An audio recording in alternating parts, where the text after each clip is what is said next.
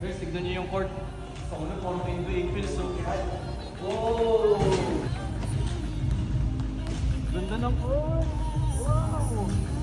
Grabe, ganda ng court! Recently nga na-invite tayo ni Hoop Life by KD para magpapawis dito sa SM South Mall. Di ko nga alam na may court pala dito. Ganda ng court, oh! Uy, grabe!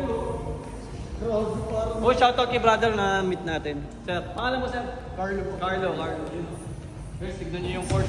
Grabe, napakaganda nga ng court. At saka napakalinis. One of the best na to sa lahat ng nalaruan ko. Thank you nga pala Hoop Life by KD. I-follow nyo siya on TikTok, Instagram, and Facebook. So medyo maaga nga yung runs. 8 AM nga pala to. Eto nga, dito ko gagamitin yung Wade na hindi ko pa nare-review. At syempre di tayo papayag na walang highlights. Tapos napansin ko halos lahat naka-Kobe dito. Sheesh! Naglabasan, lahat talaga naka-Kobe. Syempre di ako papayag. Nilabas ko rin yung sa akin. Kaya again, maraming salamat Hoop Life. Maraming salamat din sa mga na-meet natin. Kaya for more basketball runs, follow Hoop Life by KD.